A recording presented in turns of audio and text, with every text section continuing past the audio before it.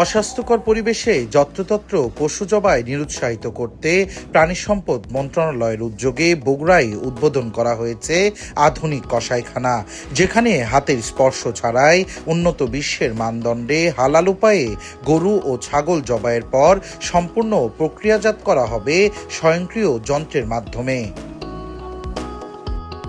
Livestock and dairy development প্রকল্পের আওতায় বিশ্ব ব্যাংকের অর্থায়নে শহরের জয়পুরপাড়া এলাকায় প্রায় 11 কোটি টাকা ব্যয়ে নির্মিত এই কসাইখানাটি গত 17 মে উদ্বোধন করেন মৎস্য ও প্রাণী সম্পদ প্রতিমন্ত্রী সুলতান সালাউদ্দিন টুকু, যেখানে পশু জবাই থেকে মাংস প্রসেসিং সবকিছুই হবে মাত্র 10 থেকে 12 মিনিটে। অত্যন্ত নিরাপদ এবং বৈজ্ঞানিক উপায়ে কিভাবে মাংস প্রসেস করতে হয় এটি আসলে মূলত রোগমুক্ত অবস্থা। এই ধরনের কসাইখানা মিট প্রসেসিং সেন্টার থাকা উচিত প্রত্যেক জেলাতে। যত্রতত্র আমরা এই পশু জবাই যেটি পরিবেশকে নষ্ট করে, দূষিত করে, রোগ ছড়ায়।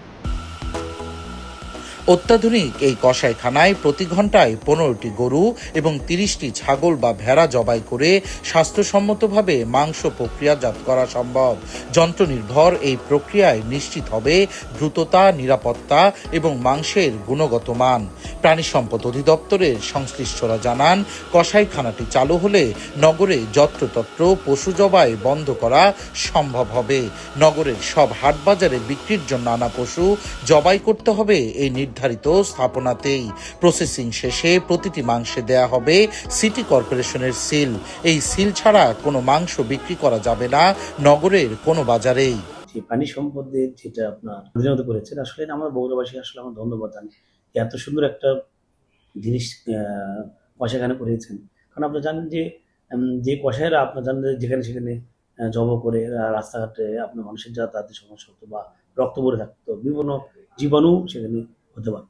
এই হিসেবে আমি মনে করি সরকার থেকে যথেষ্ট সুন্দর কাজ করছে। সারা বাংলাদেশে প্রায় 13টি স্থাপন করা হয়েছে এবং উদ্বোধন করা হয়েছে, যে আমাদের যে খামারিরা রয়েছে তাদের নিরাপদ প্রক্রিয়া যাতে এই গরু, ছাগল কিংবা মহিষ উৎপাদন করতে পারে এবং একটা স্বাস্থ্যসম্মত প্রক্রিয়ার মধ্য দিয়ে হালাল মেথডে এগুলো প্রক্রিয়াজাত হতে পারে। আমরা পরিবেশসম্মত এবং স্বাস্থ্যসম্মত জবাই করতে পারবো এবং এই যে যত্রতত্র শহরের যত্রতত্র যে গরু জবাই করার ফলে বিভিন্ন রোগ জীবাণুর যে বিস্তার ঘটে, সে বিস্তার আমরা রোধ করতে পারবো। ফলে একটা আধুনিক এই কসাইখানার মাধ্যমে আমরা উন্নত দেশের যে স্বপ্ন আমরা দেখি সেদিকে আমরা ইনশাআল্লাহ এগিয়ে যাব। সরকারের এমন ইতিবাচক উদ্যোগে খুশি সাধারণ মানুষও। বলছেন, এর মাধ্যমে স্বাস্থ্যকর পরিবেশ নিশ্চিত হওয়ার পাশাপাশি কমবে মাংস প্রক্রিয়াজাতকরণের খরচ। মেশিনের সাহায্যে সব কিছু সেলাই হবে, কাটাই করা হবে, করে রক্ত মাংস সব আলাদা আলাদা চলে যাবে।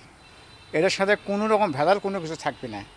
বাইরের থেকে এখানে অনেক সুবিধা আছে, পয়সাও খরচও কম হবে, মানুষের সুবিধা হবে। আমরা তো বাজার থেকে গরু মাংস কিনে খাই, গরুটা মরা না জিন্দা। সিটি কর্পোরেশনের আওতায় আধুনিক এই কসাইখানায় মাংস প্রক্রিয়াজাতকরণ ছাড়াও গরুর গোবর থেকে শুরু করে সকল উচ্ছিষ্ট প্রক্রিয়াজাতকরণের ব্যবস্থা রয়েছে। গোবর থেকে বায়োগ্যাস ও নবায়নযোগ্য জ্বালানি উৎপাদন হবে এখানে। কসাইখানাটি পূর্ণাঙ্গ রূপে চালুর পর বগুড়ার মাংস বাজারে আসবে শৃঙ্খলা এবং ভোক্তারা পাবেন স্বাস্থ্যসম্মত ও নিরাপদ মাংস। প্রত্যাশা জেলা প্রশাসনেরও। এটার সুবিধা বগুড়াবাসী যেন নেয় এবং যারা কসাই আছে ওনাদেরকে আমরা প্রশিক্ষণ দেওয়ার চেষ্টা করব। সিটি কর্পোরেশন তো নতুন প্রশাসক নিয়োগ হয়েছে, উনি হয়তো এসে প্রশিক্ষণও দিবে যারা কসাই আছে, কিভাবে ওখানে সুযোগ নিবে, মানে সুবিধা নিবে, তারপরে কি করতে হবে না হবে সেইগুলাও আস্তে আস্তে শেখানো হবে। প্রক্রিয়াজাতকরণের ব্যয় এখনো চূড়ান্ত না হলেও প্রাথমিকভাবে প্রতিটি গরুর জন্য 1000 টাকা ব্যয় হতে পারে বলে জানান সংশ্লিষ্টরা। সাধারণ মানুষকে আধুনিক এই প্রক্রিয়া সম্পর্কে জানানো গেলে সুফল মিলবে সরকারের এই ইতিবাচক উদ্যোগে। সঞ্জু রায়, দেশ টিভি, বগুড়া।